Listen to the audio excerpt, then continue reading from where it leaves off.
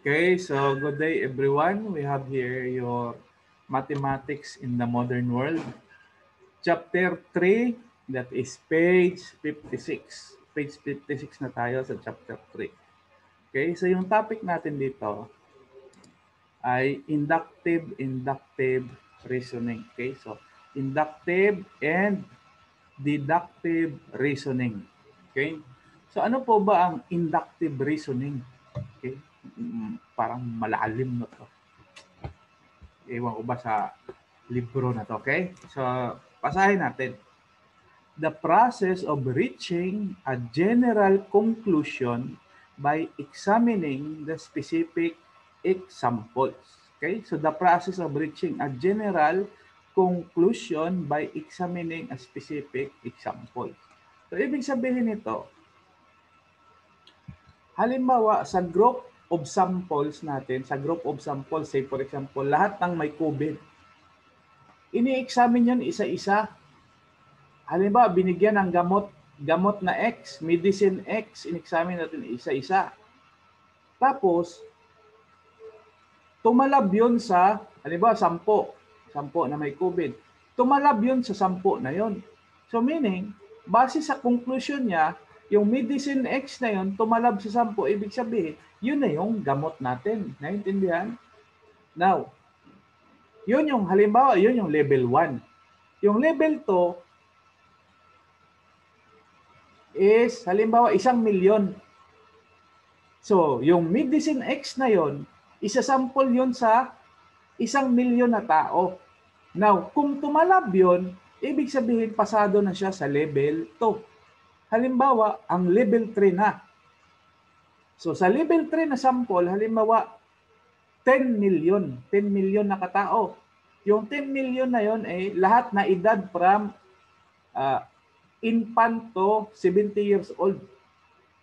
Halimbawa, yon yung level 3. Binigay ngayon, in-administer ngayon yung medicine X na yon. At kung tumalab yun sa 10 million na yon, ibig sabihin, yun na po yung gamot sa COVID. So, ganun po yung inductive reasoning. Sample lang naman yun po. Okay? So, ganito. So, pero hindi po ganun ha. Yung level ng iwan ko, may level yan. Level 1, level 2, tsaka level 3 sa gamot para maging effective na gamot na yun. Okay? So, yun po. Sana magkaroon na ng gamot tayo by the end of 2020. By December, sana meron ng gamot. Kahit yun na lang ang Christmas gift sa atin. Okay? So, balik tayo rito. Sabi dyan, check your progress 1, page 56. Use inductive reasoning to predict the next number in each of the following list. Okay? So, tignan natin. Tignan natin, examine natin. So, 5, 10, 15, 20, 25. So, para yung 5, para maging 10, ay nag-add lang po tayo ng 5. Tapos, yung 10, para maging 15, nag-add lang tayo ng 5. Ang 15, para maging 20, nag-add lang din tayo ng 5. Ang 20, para maging 25, nag-add lang din tayo ng 5. So, meaning, sa sample na ito, nag-a-add po tayo ng 5 para makuha natin yung next number. Okay? So, meaning, the last number is 25 plus 5, which is equals to 30. So, yun po ang sagot natin, 30. Okay? So, 30 po ang sagot natin. Okay? So, ito po ang sagot natin, 30. Next. 2, 5, 10, 17, 26. So, paano nangyari ito? Yung 2, para maging 5, nag-add tayo ng 3. Okay? Nag-add tayo ng 3. Yan, 3 dyan sa baba. Yung 5, para maging 10, nag-add tayo ng 5. Tapos yung 10, para maging 17, nag-add tayo ng 7.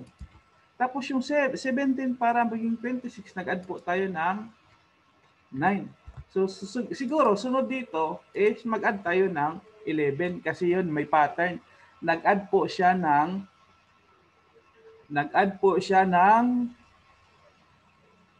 yung 3, 5, 7, 9. Yun po yung ito pong 3, 5, 7, 9. Ito po yung mga odd number. Susunod sa 9 is 11. So meaning, yung next number nito is 26 plus 11. And that will be equal to 37. Okay? So yun po ang sagot natin. Okay? So nag-add lang po tayo dito ng 11. Okay? So ito po ang sagot natin. So 37. So ganun po ang inductive reasoning. Okay? So this is your inductive reasoning. Ibig sabihin, tinitingnan lahat ng samples, para mag-conclude tayo. Okay? So next, yan yung check your progress 1, check your progress 2. Check your progress 2 naman tayo. Page 57. Okay? So, erase muna natin. Erase.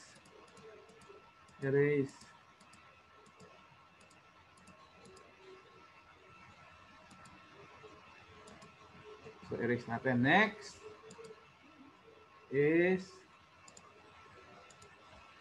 check your progress 2. Okay? So, check your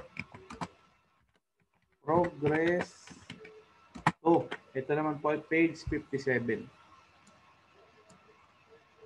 So, ang tanong dyan, consider the following procedure. So, procedure daw. Sabi, pick a number. Usually, ito po sa mga tanong sa mga magkakaibigan kung saan sila kakwentuhan, may mga math problems. Okay? So, pick a number. Then, multiply the number by 9. And then, add 15 to the product. Okay? Add 15 to the product. Tapos, divide the sum by 3. And subtract 5. Okay, so yun po. So, sundin lang natin. Say, for example, think of a number. Ito po yung mga tanong eh. Think of a number. Say, for example, ang inisip natin na number ay 5. Inisip natin na number. Example, no? So, 5 po ang naisip natin number. Okay? So, 5. Yung naisip natin number. Next step, ano daw? Multiply the number by 9. So, 5 times 9 is equals to 45. The next step, add 15. So, 45 plus 15. Then, equal to, ano na yan? 60. So, 60 na yan. Divide the sum by 3. Oh, 60 divided by 3. That will be equal to 20. And then, subtract 5. So, 20 minus 5. And that will be equal to 15. So, 15 po ang sagot. So, 15. Next. Halimbawa, nag-isip tayo ng 3 naman. 3. So, next step is 3 times 9. That will be equal to 27. Next, 27 plus 15, and that will be equal to 7 plus 5, 12. Carry 1, 40, 42. Okay, so 42 na to. Then, 42 divided by 3. Okay, so 42. Tama ba? So 42 divided by 3. Anong sagot? 42 divided by 3. Tingnan natin. 42 divided by 3. 42 divided by 3. 14 po ang sagot. 14.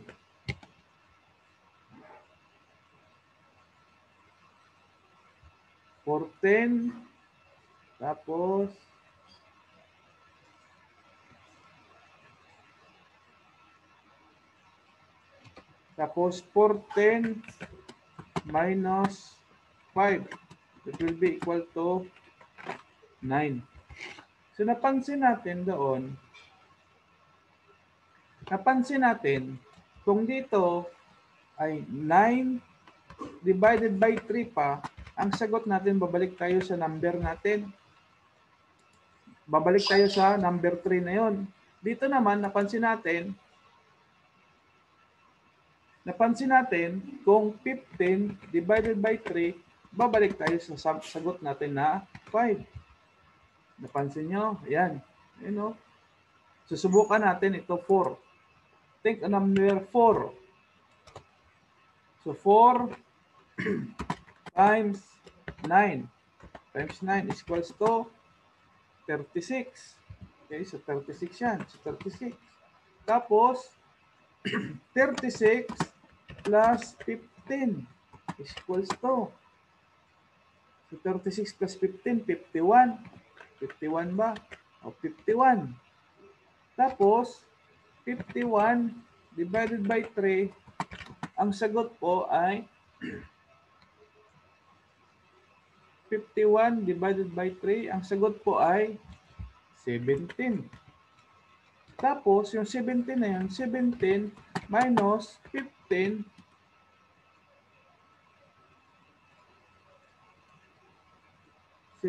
minus 5. 17 minus 5 is equals to 12. 17 minus 5 is equals to 12. Then yung 12 divided by 3 is equals to 4. So meaning, itong sentence na ito, kung dagdagan natin, kulang yung sentence niya, kung dagdagan natin, and then subtract 5, and then divide the difference and divide the difference by 3.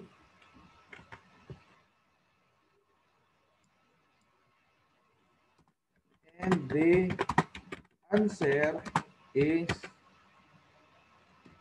the number itself. Yun, dapat. Ganun. Okay? So, dinagdagan ko na lang kulang eh. So, ibig sabihin nito, tignan nyo na lang gamitin nyo itong phrase na to. Yan, kung sa kasiyahan man kayo, kung saan kayo. Ayan. So, ito yan. Ibig sabihin nito, mag-isip ka ng numero. Sige, nag-isip na ako. Sige, nag-isip kayo. Okay, mag-isip kayo ng numero. Nakaisip na. Multiply po ng 9. Multiply mo ng 9. Tapos, add mo ng 15. Tapos, divide the sum by 3. And subtract 5. So, yung sagot nyo po, diyan, ay yung naisip na niya, numero. Yun, ganun po yun. So, pick a number, multiply. So, ganun po. Divide by 3, ang sagot po ay yung naisip nyo na numero. Okay? So, ganun po yun. Okay? So, ito po ay application to kahit saan. Kasi ito yung process na to, yung binigay niya na process na ito, yung process na yan is para mabalik mo yung sagot doon sa naisip mong numero. Okay? So, next.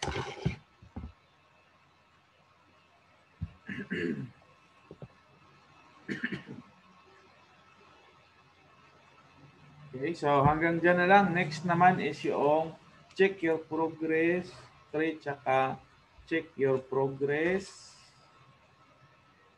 4 tsaka check your progress 5. Okay? So, ingat lang po sa COVID and then Kung napadaan lang kayo dito, mag-subscribe na kayo kasi ito pong channel natin ay para sa mga estudyante. Lahat dito, i-discuss ko yung mga subject sa kurso nyo na mga math. Okay? So sa non-engineering courses, may math kayo na mga tatlo siguro yan. Ito, mathematics in the modern world. Sunod na math is mathematics of investment at saka general statistics. So i-discuss po natin yan. Anyway, nandyan na po, nag-sample na po ako ng mga mathematics of investment. May 2 video na po ako dyan. So, lalagay ko po na playlist dyan. Okay? So, sa mga estudyante ko, ito na po yung chapter 3, page 56. Advance na po tayo. Advance tayo. Dapat meron na kayong kopya ng chapter 3 tsaka chapter 4. Okay? So, thank you and God bless us all.